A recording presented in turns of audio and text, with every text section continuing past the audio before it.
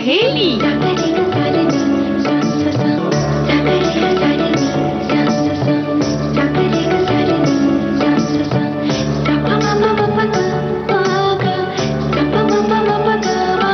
सखी सहेली।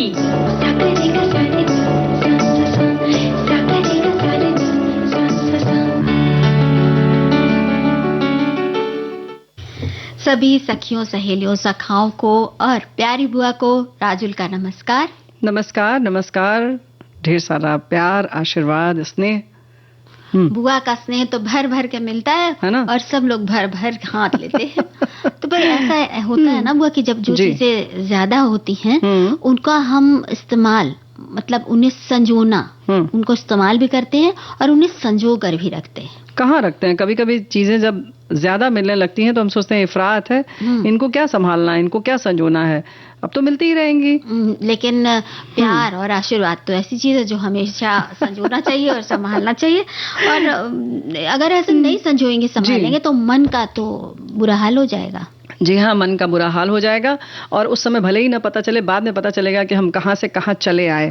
तो बीच बीच में जो है ये मन का हाल देखते रहना चाहिए, उसको टटोलते रहना चाहिए कि मन ठीक ठाक है कि नहीं, कहीं भटक तो नहीं रहा है।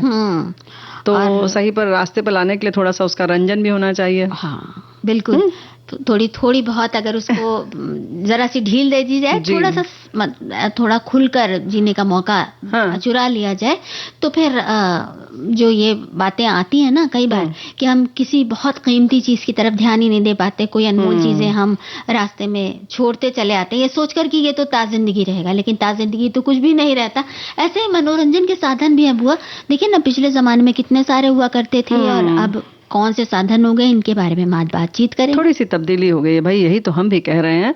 और तो चलो आज क्या आ गए हैं, पुराने कौन से थे उन पर चर्चा तो करेंगे ही, लेकिन जब पुराने ज़माने की बात कर रहे हैं तो आज हम लोग उस पर भी चर्चा कर लें। बहुत सारे ऐसे व्यंजन हैं जो बनाए जाते थे और अब बिल्कुल नहीं बनाए जाते हैं। बनाने में भले ही मुश्किल नहीं थी, फिर भी पता नहीं क्यों नहीं बनाए जा रहे हैं। हाँ, नहीं बनाए जा रहे हैं और शायद जो हमारी नई पीढ़ी है उसको तो इस बारे में शायद मालूम भी नहीं है कि कुछ इस तरह का खाना भी कभी बनता था। उनको तो बस आजकल जो प्रचलित खाने हैं बस उन्हीं की जानकारी। राजुल बिटिया, ऐसा है कि बड़े मजे से हम नई पीढ़ी के कंधे पर बंदूक रख के चला देते हैं बस।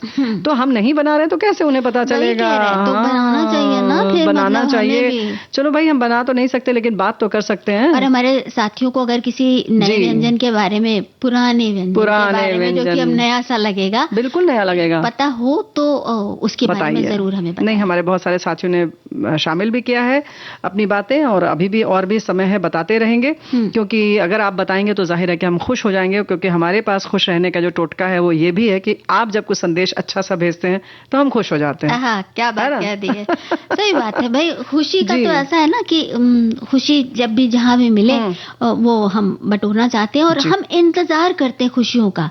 लेकिन क्या सचमुच में खुशियों का इंतजार करना चाहिए या खुशियाँ हमारे बस में है? बिल्कुल हैं बस में, और कैसे बस में है इस पर भी बात करेंगे। कुछ टोटके हैं, उनको आजमाया जा सकता है और उस राह पर चला जा सकता है। और जब राह की बात आती है तो हमारे पुराने लोगों ने, हमारे चाहे वो कोई भी कलाकार रहे हों, बहुत सारे राह दिखाई है। ऐसे ही साहित्यकारों ने भी दिखाई है।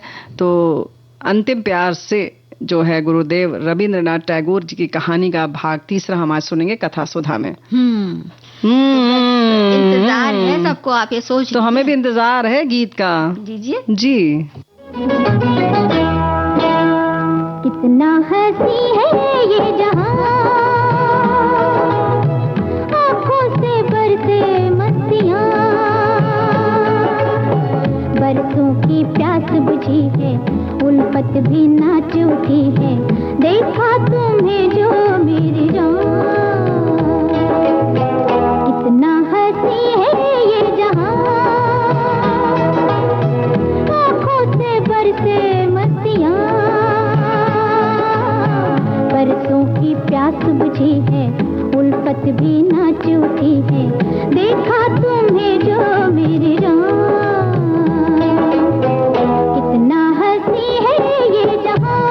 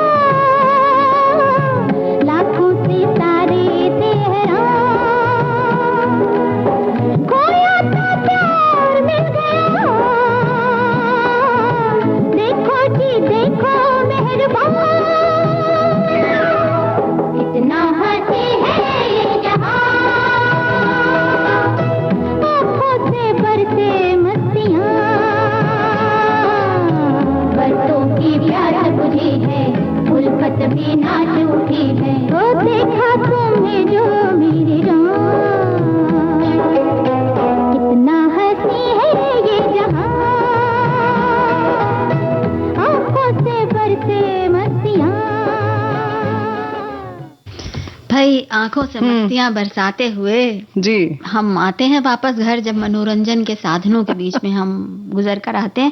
हमारे एक साथी कह रहे जी। हैं कि मनोरंजन सिर्फ समय गुजारने से कहीं अधिक काम आता है। यहाँ बताया गया है कि मनोरंजन हमारे जीवन में क्यों महत्वपूर्ण है। तनाव से राहत और विश्राम, एक अच्छी फिल्म, मजेदार किताब या आकर्षक वीडियो गेम हमारे दिमाग को चिंताओं से दूर कर सकता है। हंसी विशेष रूप से एक महान तनाव निवारक है जो हमारे मूड को अच्छा कर सकती है। तो भाई हम थोड़े से वैसे साधन की भी बात कर रहे हैं जो जिनको हम कह सकते हैं भौतिक या जो दिखाई दे रहे हो। ये जो हंसी और ये सब तो जो हमारे अपने अंदर की भावनाएं हैं, भाववाचक संज्ञा वाली बात नहीं है, वो भी है, वो तो सबसे बड़ा कारण है और इस खुशी के संग वही आता है। लेकिन हमारे एक साथी ने तो पूरा इसकी व्याख्या इस तरह से की है। मनोरंजक गतिविधियों के 8 प्रकार हैं: शारीरिक, खेल, फिटनेस आदि, और सामाजिक में लिख रहे हैं पार्टी, पिकनिक और डेरा डाले हुए और बाहरी गतिविधियां जो हैं, दिन के शिविर, निवासी शिविर, फ्लोट यात्राएं आदि। कला शिल्प गतिविधियों में चित्रकला, मिट्टी के पात्र, काष्ठकला, नाटकीय गतिविधियां यानी कि सांस्कृतिक, इनका कहने का मतलब है कठपुतली, स्क्रिप्ट आदि। तो ये जो हो गए बांट दिया है। जी बिल्कुल। और एक हमारे साथी ने क्या किया है, उन्होंने तो 2 जो हमारे विषय हैं आज के, उनको बड़े रोचक ढंग से जोड़ा है कि मनोरंजन का साधन विविध भारती संग बांधा सारे जीवन का बंधन। फ्रिज के कोने कोने में छोटी बड़ी कटोरियों में अक्सर पड़े ही रहते हैं कुछ भूले बिसरे व्यंजन। क्या बात है। मनोरंजन का एक साधन ये भी हो सकता है कि हम दूसरों की अच्छी अच्छी बातें सुने और खुश हो, हंसे थोड़ा, क्योंकि खुल के हंस भी लेंगे। देखो विषय की बात आई तो हमारे एक साथी ने भी बड़े प्यार से लिखा है, आज विषय सूची बड़ी मजेदार है और बातें भी उतनी ही मजेदार होंगी। मनोरंजन और व्यंजन साथ साथ आए हैं तो मजा ही आएगा। हाँ, भूले हुए व्यंजन के बारे में बताने में असमर्थ है, लेकिन व्यंजन खाने में जरूर सामर्थ्य दिखाएंगे। वैसे ये भी तो खुश रहने का एक टोटका जो है। तो सही बात है, एकदम सही कहा इन्होंने। और एक हमारे साथी ने कहा है कि इस जमाने में मनोरंजन के साधन बहुत ज्यादा बढ़ गए, पर जो इंतजार मनोरंजन के लिए हम करते थे, महीने में एक बार किसी फिल्म को देखने की, महीने में एक बार छुपाकर मांग कर फिल्मी मैगजीन, किताब पढ़ने की, विविध भारतीय उर्दू सर्विस या और कोई सुनने की कार्यक्रम, उस पर रेडियो सुनने की, और उत्सव, त्योहार या कुछ पारंपरिक डांस, नाटक, सभी के लिए एक ललक रहती थी। कुछ शब्द और उंगलियों की मदद ने 1 सेकंड में मनोरंजन उपलब्ध करवा दिया है। मतलब इन्होंने आज की बात कही है कि आज तो इतना आसान हो गया है मनोरंजन। जी हाँ, और भाई जाहिर है कि मनोरंजन की बात आती है तो हमारे साथी जो हैं विविध भारती से इतना ज्यादा जुड़े हुए हैं कि लगभग सबने यही लिखा है कि विविध भारती स्टूडियो से हमारे रेडियो तक फिल्मी गीत और बातें पहुंच रही हैं और हम अपने मोबाइल से कमेंट करके आप तक हमारी बातें पहुंचा रहे हैं। ये सब मनोरंजन का बेहतरीन साधन है। तो इन्होंने कई चीजों को बता दिया, फोन है, रेडियो तरंगे हैं और सब चीजें हैं जो मनोरंजन के घटक हैं। बिल्कुल। तो भाई अपनी अपनी सुविधा के अनुसार, अपनी अपनी रुचि के अनुसार लोग अपने मनोरंजन का कोई ना कोई साधन ढूंढ ही लेते हैं। कोई टीवी देखना पसंद करता है, कोई रेडियो का दीवाना है, कोई फिल्में देखना पसंद करता है, किसी को घूमना पसंद है, दोस्तों के संग वक्त बिताना पसंद है, कोई घर परिवार के साथ बैठ के मनोरंजन करता है। और इसमें छांट लेता है कि किसकी समान रुचियां हो सकती हैं। अकेले कर रहा है तो अकेले वाले मनोरंजन, और साथ में कर रहा है तो साथ वाले अलग वाले हैं ना, समूह वाले अलग हैं। अच्छा, जो समूह वाले में बात आती है तो एक बार बताओ राजुल बिटिया कि जो गप मारी जाती है बैठ के, गलचौर किया जाता है जिसको कहते हैं बहुत जगह, उसको क्या कहोगी? उसको तो हम मतलब क्या कहेंगे, जीवन का आधार है ना। मतलब ना सोचिए ना, जब खाने में चटनी आ जाती है तो क्या चटकारे आते हैं। बस वही बात है कि मतलब जैसे किसी ने बुकनू छिड़क दिया हो, एकदम बेसवाद सब्जी में बुकनू छिड़क दिया हो, तो वही है, गप्पे मारना भी वैसा ही है कुछ। तो और चाहिए ना, मतलब बहस करना भी तो मनोरंजन का साधन है कि कोई भी एक बात पकड़ ली और उस पर बहस छेड़ दी और अपनी बिल्कुल अपने तर्क पर अड़े हुए हैं कि हम दिन को रात साबित करके रहेंगे। हाँ, ये बात तो है, ये सब मनोरंजन का साधन है। अच्छा, एक बात तो और है, जैसे जो बोलते हैं वो भी कुछ लोग बड़े जैसे व्यवस्थित तरीके से बोलते हैं। एक होते हैं कि आवेश में आ गए और बहे जा रहे हैं, उनको पता ही नहीं है कि अपनी बात पर अड़े हैं, क्या हो रहा है। कुछ लोग बकायदा मतलब होश में रहते हैं कि हम देखो अड़े हुए हैं। हाँ, बकायदा। जैसे कि कुछ लोग होते हैं कि जैसे एक हमने बात की थी तो एक प्रोफेसर थे, उन्होंने कहा कि लेक्चरर के बाद जब हम रीडर के लिए गए थे तो हमें पता था ये सवाल अगर हम जो पूछा गया अगर हम ये जवाब देंगे तो हमें फिर दूसरा सवाल ये आ जाएगा। तो इतने दिमाग वाले भी लोग होते हैं, लेकिन मतलब ये उनके लिए है जो समझ बूझ के बहस कर रहे हैं। हाँ, लेकिन जो सुन रहे होते हैं ये बहस, उनका मनोरंजन अलग होता है। हाँ, उनका अलग होता है, और जिससे की जा रही होती है उसका तो कभी कभी वो भी होश में रहता है, कभी कभी नहीं रहता है। तो ये निर्भर करता है कि अच्छा जो हम लोग बात कर रहे हैं उसमें हमारा तो बहुत मनोरंजन हो रहा है। बहुत हो रहा है, और हम यही कह रहे हैं कि मनोरंजन के ये साधन भी कुछ लोग छांट लेते हैं, लेकिन ये देखना जरूरी है कि इस तरह के साधन जब हमने छांटे हैं तो सामने वाला क्योंकि एक और चाहिए ना, गप्पे मारना हो या चाहे हमें इस तरह से बहस करनी हो, उसमें सामने वाले की मनस्थिति क्या है और उसे कैसा लग रहा है। बिल्कुल सही तो बात मतलब है मनोरंजन आपका हो रहा है और दूसरे का जो है वो मनभंजन हो रहा है, ये ना होना चाहिए।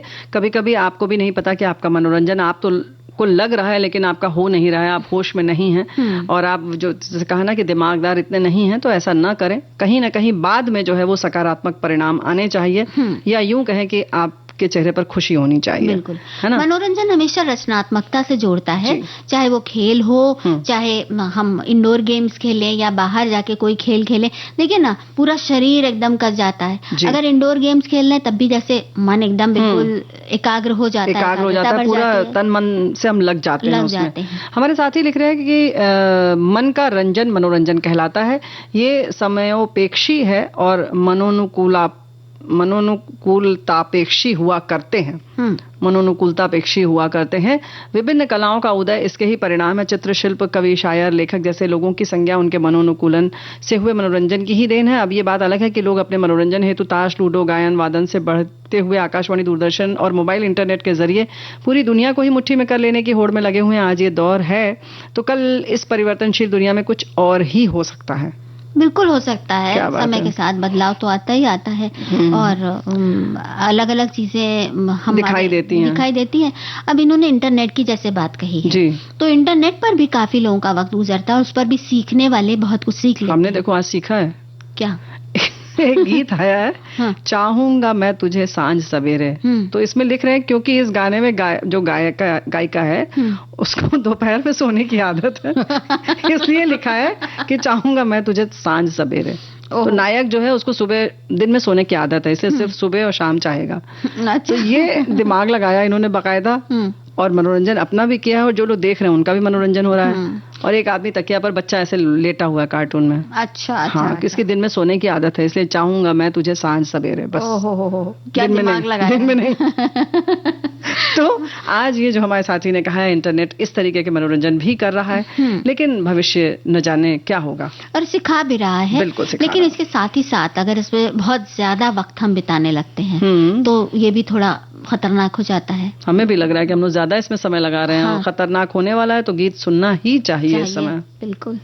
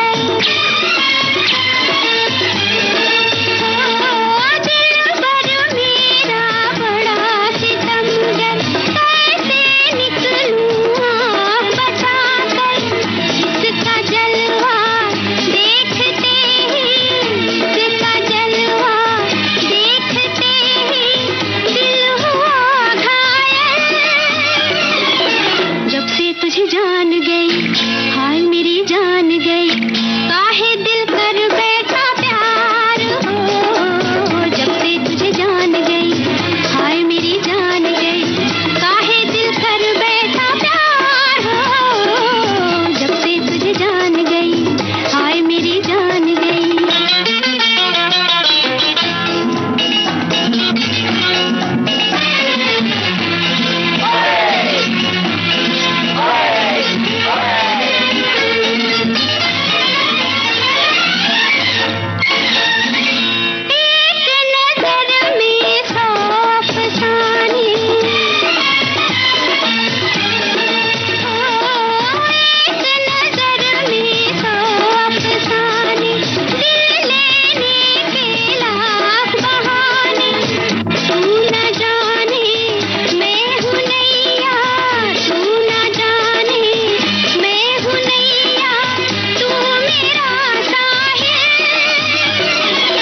जब से तुझे जान गई, हाय मेरी जान गई, काहे दिल कर बैठा प्यार हो, जब से तुझे जान गई, हाय मेरी जान गई, काहे दिल कर बैठा प्यार हो, जब से तुझे जान गई। तो बुआ हमने बहुत सारी बातें कर ली मन बहलाने की। नहीं, हमें तो बड़ी खुशी हुई जब उन्होंने कहा जब से तुझे जान गई, तो हमें लगा इन्होंने जान लिया, लेकिन जानवान कोई नहीं पाता है। अच्छा, ये सोच के बड़ी खुशी होती है कि सामने वाला कुछ जान नहीं रहा है और सोच रहा है कि हमने सब जान लिया। सबसे ज्यादा खुशी उसी समय होती है। ऐसे आदमी बिल्कुल ऐसे केवल होठों में मुस्कुराता रहता है। जबकि हमारे है ना अलग अलग, लेकिन मंत्र तो हैं। हमारे साथी लिख रहे हैं कि खुश रहने के सबसे जरूरी मंत्र है दूसरों को खुश रखें, क्योंकि दूसरों को खुश देखकर मन खुद ब खुद खुश हो जाता है, और खासकर तब जब कोई आपकी वजह से खुश हो। मेरा तो यही मानना है। ये काफी मतलब बड़े दिल वाली बात है। मतलब नहीं करना है तुमको। नहीं, ये भी करना है, लेकिन उसके लिए दूसरों को खुश रखने के लिए भी खुद का खुश रहना बहुत जरूरी है। क्या बात है, वैसे पूरक है एक दूसरे के लिए ये बात। और जिसके पास खुशी होगी वही खुश दूसरों को कर सकता है, पाएगा। वैसे बुआ, खुशी जो है वो एक तितली की तरह लगता है कि जिसे पकड़ने की कोशिश हम चाहे जितनी करें, पर जब वो हाथ कब आएगी और कब आंख कान और होठ से गुजरती हुई मन में उतरेगी, ये बहुत सारे लोग नहीं जान पाते। क्या बात। और जो जान लेते हैं वो हमेशा खुश रहते हैं। हाँ, तो ये मान लीजिए कि ये जो तितली है उसमें रंग आप ही को भरना है, और आपको कौन सा रंग पसंद है वो भरते रहिए। फिर देखिए कि आप जहाँ चाहेंगे वहां तितली बन जाएगी और अपने आप उड़ने लगेगी आसपास। बिल्कुल। तो ये मन की जो है एक गति है, कह सकते हैं कि आपके आसपास अगर बहुत तकलीफ भी है तो अगर आप उसको तितली जैसा समझेंगे तो फूल जैसा हल्का हो जाएगा वो जो पूरा वातावरण है। तो कहीं ना कहीं ये आपके हाथ में है कि कैसे आप खुश रह सकते हैं, है ना। और इसमें मन भी जरूरी है और शरीर भी जरूरी है। बहुत जरूरी है। स्वस्थ रहे और तनाव मुक्त रहे मन, तो तभी खुशी मिलती है जी। अच्छा, बहुत सारे लोग खुशी के लिए सोचते हैं कि हमें कुछ भौतिक साधन हमारे पास हो जाएं, या फला हमसे नाराज है तो वो हमसे बात कर ले, हम खुश हो जाएंगे। छोटे बच्चों की होती ना, कुट्टी हो गई है, हो जाएगी, हमारी सहेली नहीं बोल रही है, या मम्मी ने बस कह दिया जाओ हम बात नहीं करेंगे, अब उसके बेचारा चेहरा एकदम सूख जाता है तुरंत 2 मिनट के अंदर। तो ये बच्चों की बात है, लेकिन बड़े होने पर हमारी खुशी के जो मायने हैं वो इतने सीमित नहीं रह जाते हैं, रह नहीं जाते। लेकिन कहीं ना कहीं ये बचपना हम करते हैं बड़े होकर भी, और हम ये मान लेते हैं कि बस अगर ये मिलेगा तभी हम खुश हो सकते हैं, या यूं कहें कि हम उस पर अपना अधिकार मानने लगते हैं कि ये ऐसे कैसे नाराज हो सकता है, या ऐसे कैसे ये चीज हमसे छूट सकती है ना। बिल्कुल। तो ये वाली चीज भी आ जाती है। कहीं ना कहीं हमें लगता है हम सक्षम हैं, हम ऐसा नहीं कर सकते, या हमारे संग ऐसा नहीं हो सकता। बच्चे भोले हैं, सोचते हैं अरे कोई मान जाए, है ना। बिल्कुल। तो ये थोड़ा सा भाव बदल जाता है, तब्दीली हो जाती है। और तो मतलब दूसरों पर अपनी खुशी को उस पर निर्भर ना करके अपनी खुशी खुद के अंदर हम बना सकते हैं। और इसके लिए बस ये है कि अब जैसे सिर्फ यही नहीं कि कोई दूसरा बोल नहीं रहा है, ये भी होता ना कि भाई ये बहुत हमें अच्छा लगता है, और फिर धीरे धीरे देखते देखते लगने लगता है कि अरे ये जो कर रहे हैं ना, मतलब तो क्या इसमें कौन सी बड़ी बात है, इनके पास ये सुविधाएं हैं इसलिए कर ले रहे हैं, हमारे पास होती तो हम भी कर लेते। अब यहाँ पे मन में एक जरा सा खटास सी आ गई और चिड़चिड़ापन आ गया, या कहीं ना कहीं चिढ़ सी होने लगी, और ईर्ष्या के भी जो है ना वो बीज पड़ने लगे। तो बहुत सारी चीजें हैं, लेकिन फिर बात होती है कि आप थोड़े थोड़े दिन पर इन सब चीजों को देखते रहें, ताकते रहें कि हम क्या कर रहे हैं, कहाँ जा रहे हैं। आदर्श बना लेना, अच्छी लग रही कोई चीज उसकी तो वो सीख ले। किसी का ड्रेसिंग सेंस बहुत अच्छा लगता क्या है, बात है। जैसे बुआ का ड्रेसिंग सेंस बहुत अच्छा लगता है, बुआ के जेवर बहुत अच्छे लगते थे, तो हम भतीजियों ने सबने क्या किया कि नकल करनी शुरू कर दी बुआ की, कि हाँ भाई अब बुआ जैसे कपड़े हम लोग भी पहनेंगे, और बुआ के जेवर तो हम लोगों ने खूब चुरा चुरा कर पहने हैं। अब हम बोलेंगे ही नहीं। ये सही है, किसी को चुप कराना हो तो उसकी खूब तारीफ कर दो, नहीं ये भी एक तरीका है, लेकिन हम ऐसा नहीं करेंगे क्योंकि हमारे पास के तरीके क्योंकि हमारे पास हमारे साथी के जो बहुत सारे संदेश हैं, तो हम तो चुप रह ही नहीं सकते, क्योंकि हमारे साथी लिख रहे हैं खुश रहने की कला के जरूरी नियम, अपनी तुलना किसी के साथ ना करें, बुआ की तरफ तो बिल्कुल ना देखें, सोशल मीडिया के टाइम में करें कटौती, ये बहुत अच्छी बात इन्होंने लिखी है, और सीमित करें मोबाइल का प्रयोग, अपने शौक को समय दें, खुद को करें डेट और खुद को करें डेट, ये बहुत अच्छी बात है। अपडेट के संग संग डेट भी करें, यानी अपने साथ समय गुजारें, डेटिंग किसी और के संग ना करके अपने साथ एक दिन डेटिंग पर जाइए, फिर देखिए कितना मजा आता है। और योग, ध्यान, प्राणायाम का अभ्यास करें, दूसरों की मदद करें। अब ये बात होती है कि मदद करने वाली जो बात है ना, इसी में खुशी भी जुड़ी हुई है अपने आप। ये तो है, ये तो है।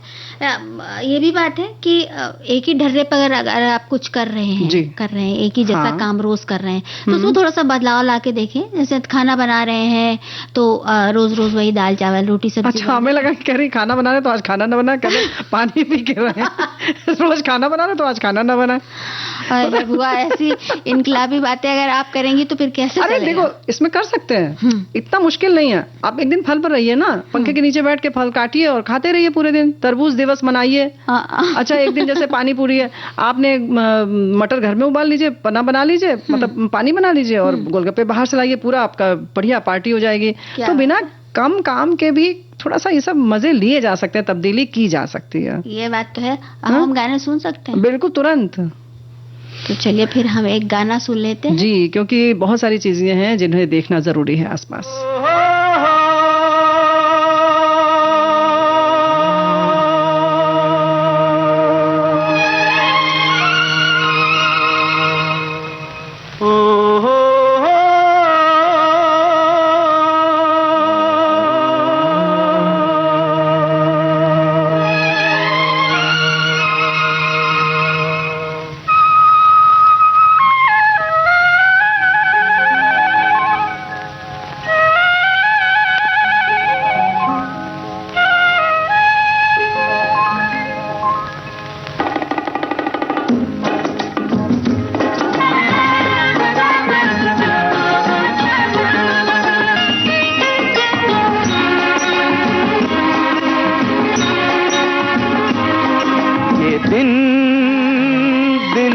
खुशी के ये दिन है खुशी के, आजा रे आजा मेरे साथी जिंदगी के, आजा रे आजा मेरे साथी जिंदगी के, ये दिन हो हो हो हो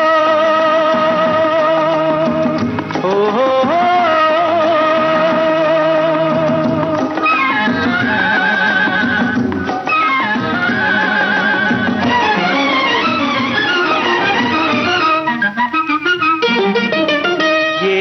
सुहाना समा प्यार का, सारी जिंदगी में एक बार का, ये है सुहाना समा प्यार का, सारी जिंदगी में एक बार का। सुन ले सुर ये बांसुरी के, सुन ले सुर ये बांसुरी के, आजा रे आजा मेरे साथी जिंदगी के, आजा रे आजा मेरे साथी जिंदगी के, ये दिन हो हो हो हो हो हो हो।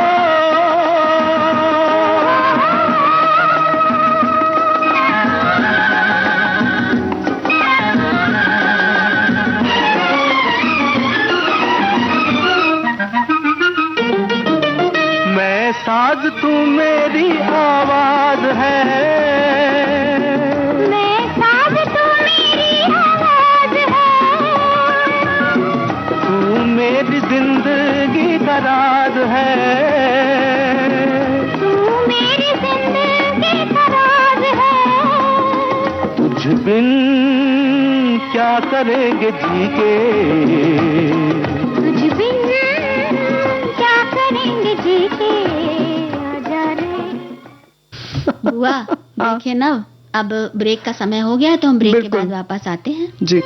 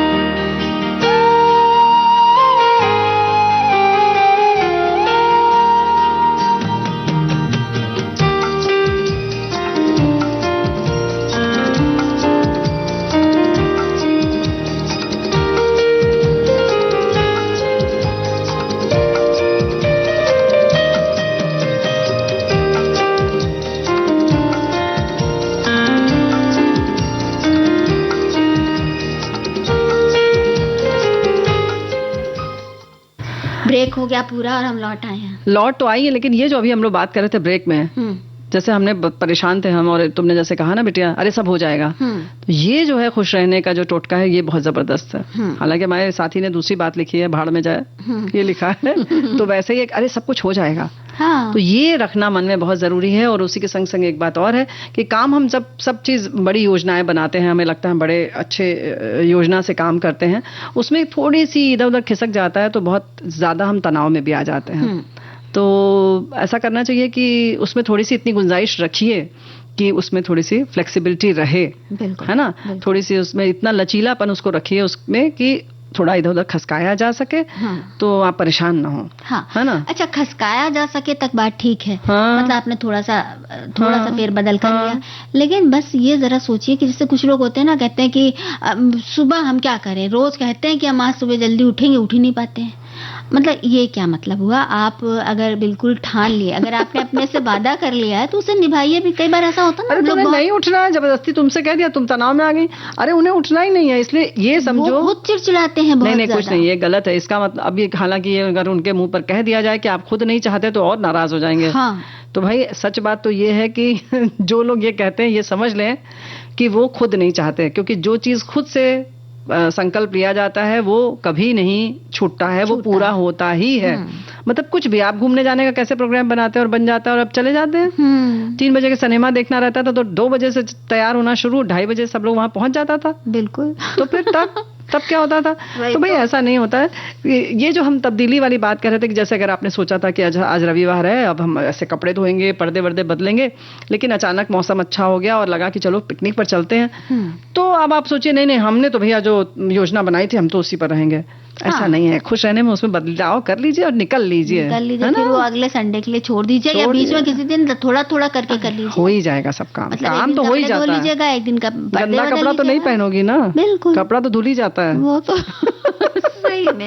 ये तो ऐसे ये जो बात हो रही थी, इसके संग संग एक चीज और जुड़ जाती है। अक्सर बहुत ग्लानि हमें हो जाती है जब हमारे किसी भी योजना में तब्दीली होती है, या जैसे कि कपड़े नहीं धो पाए, या ऐसे बहुत सारे काम हैं, कपड़ा सिलने को देना है या कुछ डॉक्टर को दिखाना है, तो ठीक है, गलत है ये, आप उससे खिसकिए मत, जो जरूरी काम है उनको तो करिए, लेकिन फिर भी अगर उसमें नहीं हो पाया तो थोड़ा सा मन में ग्लानि मत रखिए किसी चीज के लिए, बिल्कुल, है ना। वो बहुत बड़ा जो है बाधा है हमारी खुशी में। हाँ, और वो ग्लानि आप बाद में वो काम कर लेते हैं, तब भी वो ग्लानि का भाव बना रहता है और धीरे धीरे वो एक डर में बदल जाता है, तो जो आपको खुश नहीं रहने देता जी। तो ये भी बात है। और एक बात और है कि सतर्क रहिए, लेकिन जरूरत से ज्यादा सतर्क मत रहिए कि हर चीज को आप बिल्कुल सूक्ष्मदर्शी यंत्र से देख रहे हैं ना, रखने की सोचें। अरे तो उस चक्कर में तो बाकी सब लोग सतर्क हो जाते हैं, डरते रहते हैं कि ये कब सतर्क हो जाएंगे। तो इतने मतलब जो भी आपका अपना जो व्यवहार है, सतर्क होना, डरना, जो भी है, योजना बनाना और बहुत एकदम कमर कस के तैयार हो जाना, सैनिक की तरह लग रहा है युद्ध पे ही जा रहे हैं, उससे ऐसा रखिए कि बाकी प्रभावित ना हो लोग। हाँ, ऐसे लगने लगता है कि अच्छा इनकी पेटी तो हम ही कस देते हैं। सच में ये बात तो है ना? तो ये छोटी छोटी बातें हैं जो हमारे अंदर ही रहती हैं और इन्हें जरा सा मतलब संभाल लें तो जैसे कभी कभी होता है कि हम भूल ही जाते हैं, हमने तो इसलिए याद दिलाया है। ये बातें बहुत छोटी बातें हैं, बहुत छोटी बातें हैं। अब जैसे तुम नया सलवार सूट पहन के आई हो, तुमने चाय पिला दिया, अच्छा लगा, अभी कोई किसी और से कह दो, कभी तो कहेंगे अरे अब ये क्या मतलब ये 500-800 रुपए के सलवार सूट के लिए कोई चाय पिलाता है, सेलिब्रेट करता है, तो इससे क्या फर्क पड़ता है? क्या मतलब लहंगा रोज पहन के आएंगी, साड़ी पहन के आएंगी सिल्क की, तब करेंगे। पैसे से नहीं चीजें होती हैं, चीजें जो होती हैं मन से होती हैं, खुशी से होती हैं। और पहले सच बात है कि किसी घर में वॉशिंग मशीन आ जाती थी, फ्रिज आता था तो हम लोग खूब सेलिब्रेट करते थे, पार्टी मनाते थे, उत्सव करते थे। और अब लगता है कि जब तक कि घर न बने, वो भी घर भी महल टाइप का बने, अरे क्या फ्लैट ही तो खरीदा है। तो ऐसी आदतें जो है वो छोड़ दीजिए, खुश होइए, खुश हो जाइए, क्योंकि खुशी जो है ना वो बहुत छोटी छोटी बातों में छुपी रहती है।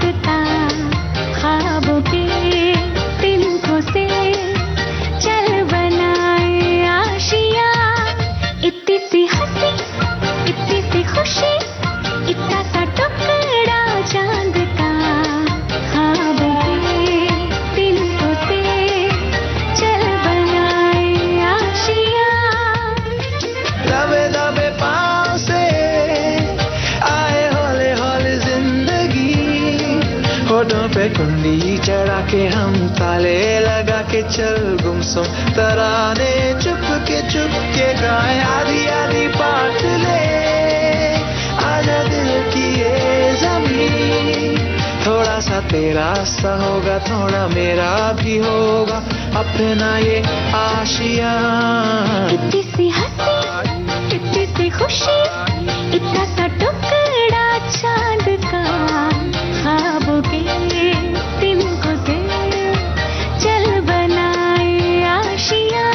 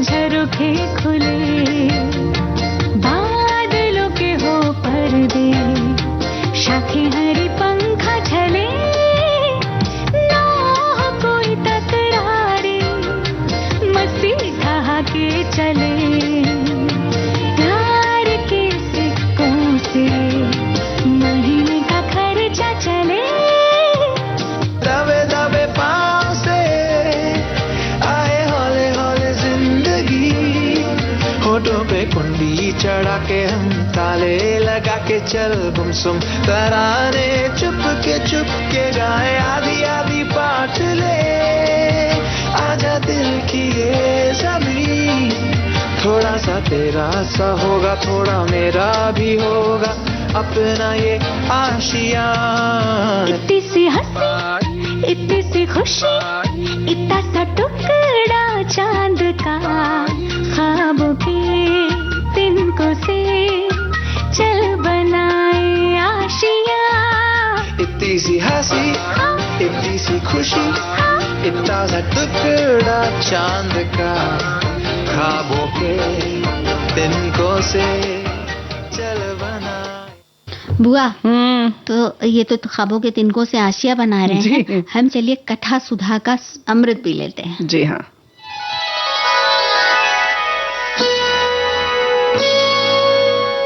कथा सुधा, भाव भरी कहानियों का सागर, जिसकी लहरें कभी मुस्कुराहट सजाएंगी तो कभी आंखें नम कर जाएंगी। सामाजिक सरोकार से लेकर परिवार तक की होंगी बातें। कुछ मनोरंजन होगा तो कुछ सीख भी मिल जाएगी। हर बार नई अनसुनी कहानी की अलग अंदाज में होगी बयानी।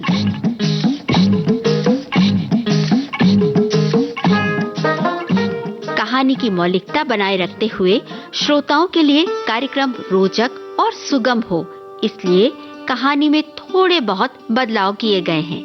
आशा है आपको कथा सुधा में डूबना अच्छा लगेगा। आज अंतिम प्यार से गुरुदेव रविंद्रनाथ टैगोर की लिखी इस कहानी का तीसरा और अंतिम भाग।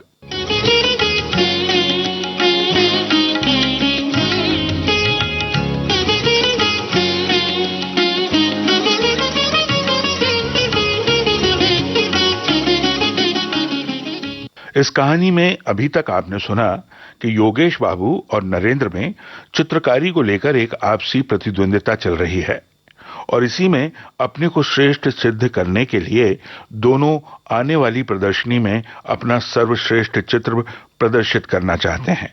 बहुत सोचने के बाद भी नरेंद्र को यह नहीं सूझ रहा है कि वो प्रदर्शनी के लिए कैसा चित्र बनाए। तभी कुछ दिनों बाद उसके गुरु मनमोहन का संदेश उसे मिलता है कि योगेश बाबू ने चित्र पूरा कर लिया है और चित्र बना भी अच्छा है, लेकिन उन्हें नरेंद्र से बहुत आशाएं हैं। यह संदेश पढ़कर नरेंद्र बहुत बेचैन हो जाता है। अब प्रदर्शनी के लिए कुछ ही दिन बचे हैं और उसने कुछ भी तय नहीं किया। तभी एक रात उसकी पत्नी घबराई हुई आती है और बताती है कि उसके पुत्र की तबीयत बहुत खराब है, शायद हैजा हुआ है।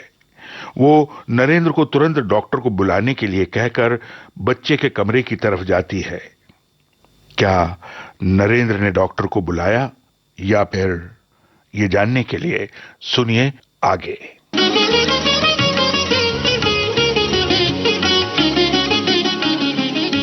मां की आवाज सुनकर बच्चे ने आंखें खोली।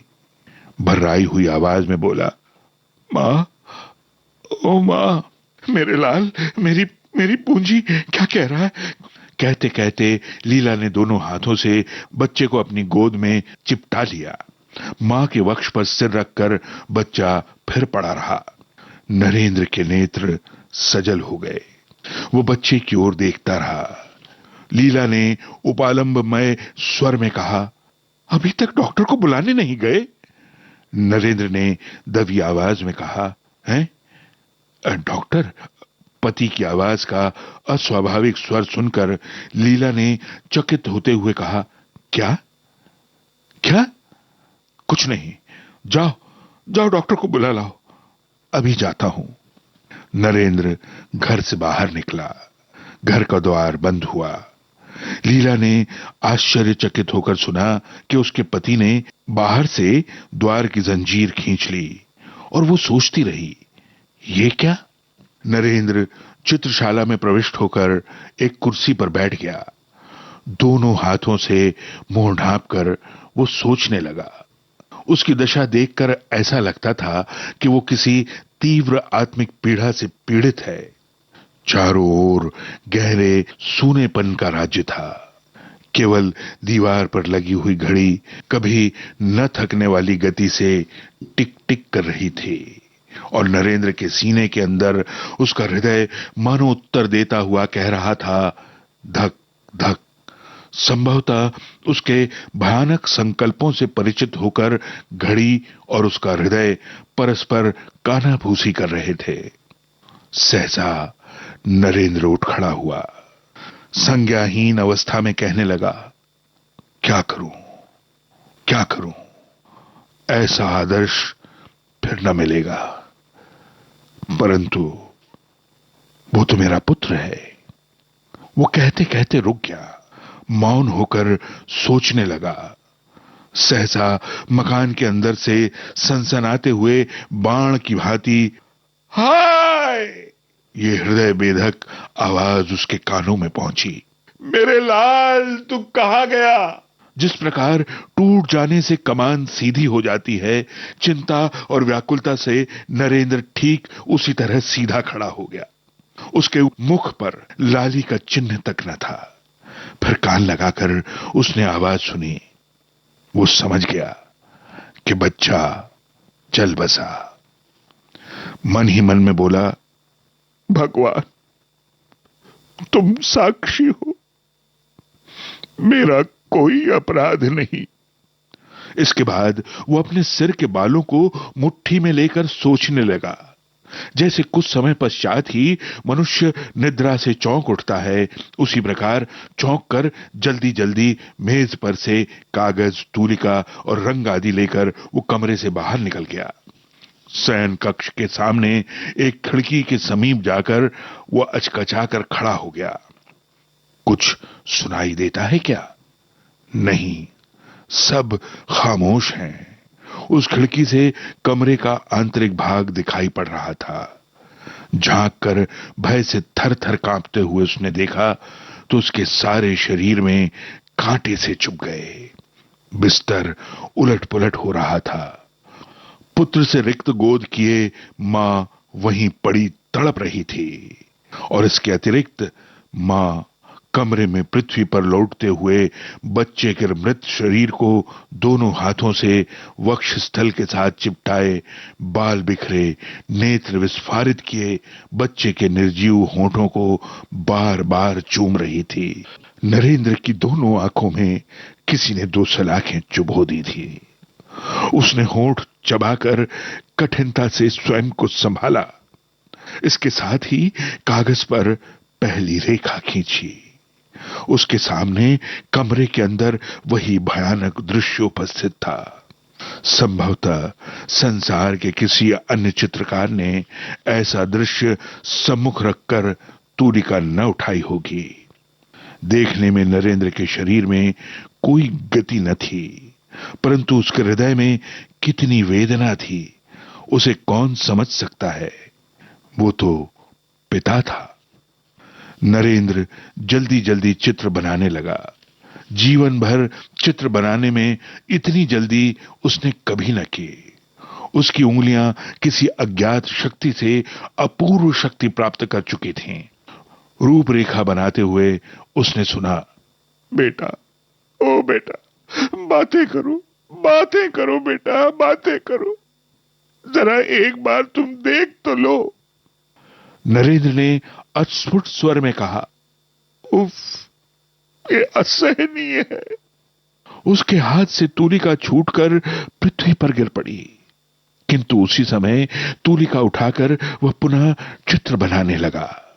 रह रहकर लीला का क्रंदन रुदन कानों में पहुंचकर हृदय को छेड़ता, रक्त की गति को मंद करता। उसके हाथ स्थिर होकर उसकी तूलिका की गति को रोक देते।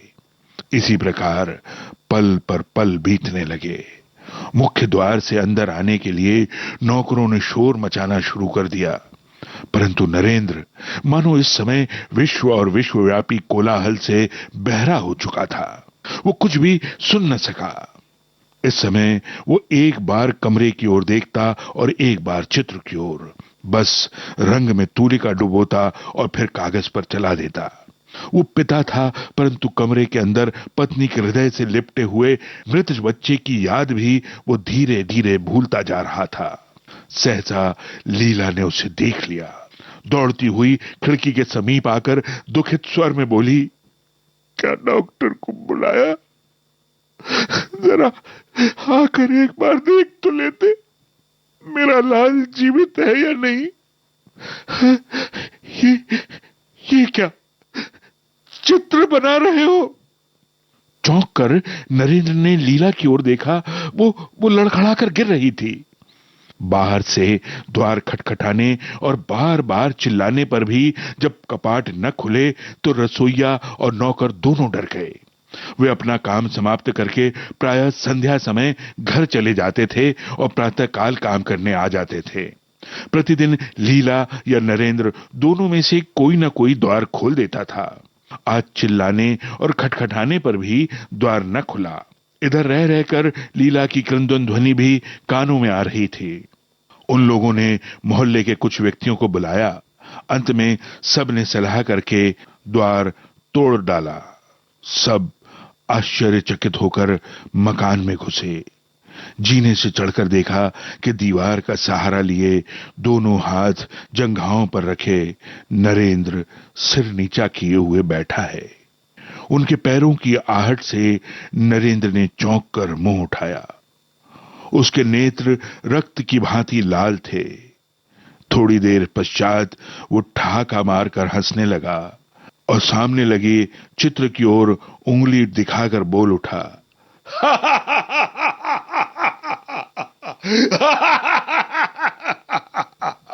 डॉक्टर डॉक्टर डॉक्टर, मैं अमर हो गया, मैं अमर हो गया। दिन बीतते गए। प्रदर्शनी आरंभ हो गई। प्रदर्शनी में देखने की कितनी ही वस्तुएं थीं, परंतु दर्शक एक ही चित्र पर झुके पड़ते थे। चित्र छोटा सा था और अधूरा भी। नाम था अंतिम प्यार। चित्र में चित्रित किया हुआ था एक मां बच्चे का मृत शरीर हृदय से लगाए अपने दिल के टुकड़े के चंदा से मुख को बार बार चूम रही है। शोक और चिंता में डूबी हुई मां के मुख, नेत्र और शरीर में चित्रकार की तूलिका ने एक ऐसा सूक्ष्म और दर्दनाक चित्र चित्रित किया कि जो देखता उसी की आंखों से आंसू निकल पड़ते। चित्र की रेखाओं में इतनी अधिक सूक्ष्मता से दर्द भरा जा सकता है, यह बात इससे पहले किसी के ध्यान में न आई थी। इस दर्शक समूह में कितने ही चित्रकार थे। उनमें से एक ने कहा, देखिए योगेश बाबू, आप क्या कहते हैं? योगेश बाबू उस समय मौन धारण किए चित्र की ओर देख रहे थे। सहसा प्रश्न सुनकर एक आंख बंद कर कर बोले, यदि मुझे पहले से ज्ञात होता तो मैं नरेंद्र को अपना गुरु बनाता। दर्शकों ने धन्यवाद, साधुवाद, वाह वाह की झड़ी लगा दी, परंतु किसी को भी मालूम न हुआ कि उस सज्जन पुरुष का मूल्य क्या है जिसने इस चित्र को चित्रित किया है। किस प्रकार चित्रकार ने स्वयं को धूलि में मिलाकर रक्त से इस चित्र को रंगा है, उसकी यह दशा किसी को भी ज्ञात न हो सकी।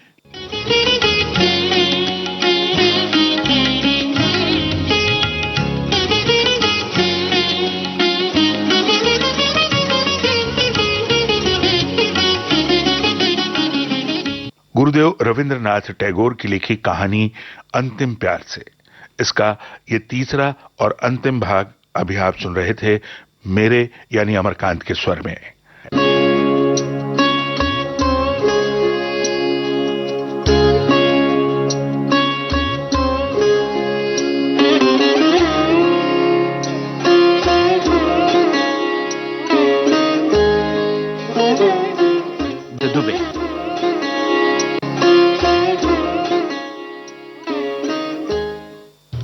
तो भाई कथा सुधा का ये अंतिम प्यार से कथा का हमने आखिरी भाग सुन लिया। जी हाँ। और बुआ एक गाना हो जाए। बिल्कुल।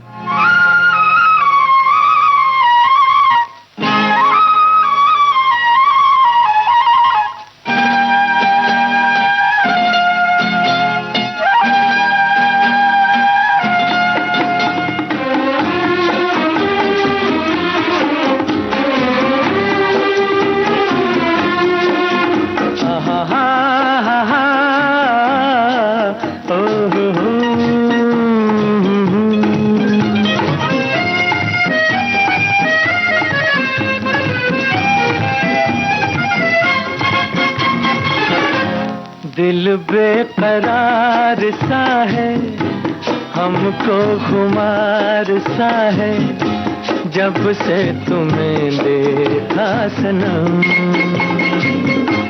दिल बेकरार सा है, हमको खुमार सा है जब से तुम्हें देखा सनम, दिल बेकरार सा है।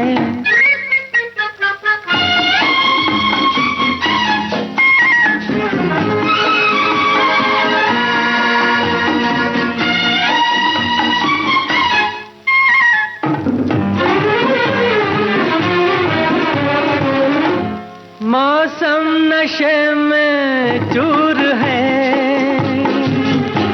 कुछ पी के आई है घटा, बस कुछ न पूछो आज क्या पैगाम लाई है घटा। अब मन जाना प्यार क्या है तेरी जुल्फों की कसम, दिल बेकरार सा है हमको खुमार सा है जब से तुम्हें देखा सनम, हाँ, दिल बेकरार सा है।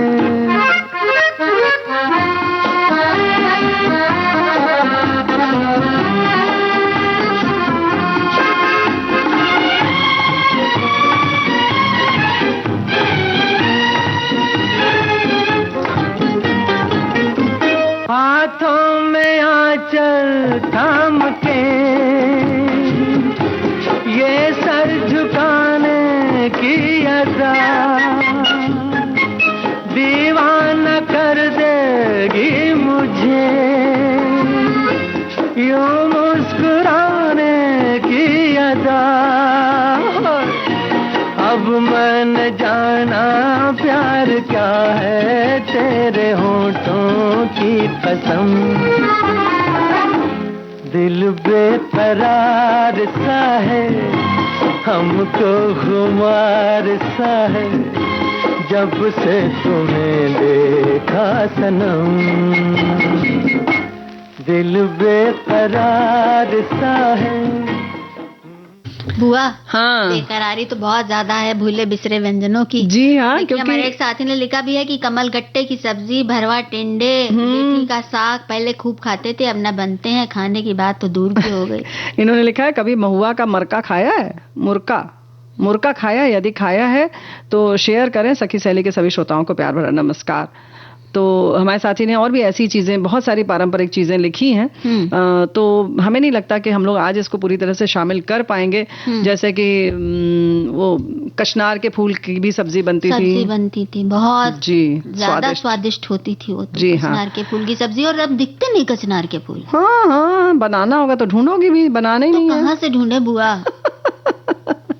तो जब व्यंजन हम ढूंढेंगे तो जाहिर है कि फिर उसकी सामग्रियां भी ढूंढेंगे।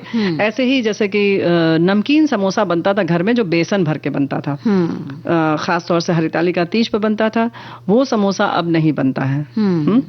अब दाल भरे समोसे ज्यादा दिखते हैं, या फिर आलू के समोसे। तो आलू के तो पहले भी बनते थे, लेकिन साथ में ये जब घर में पकवान बनता था खास तौर से, तब ये बनता था गुजिया के साथ में।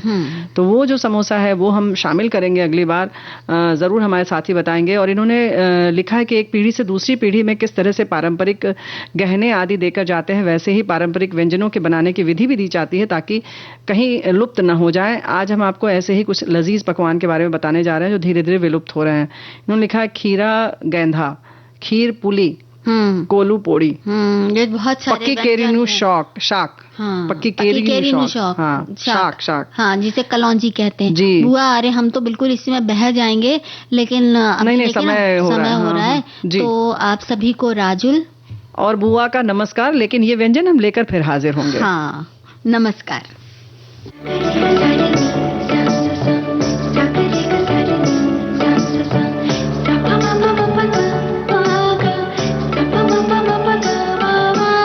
सखी सहेली।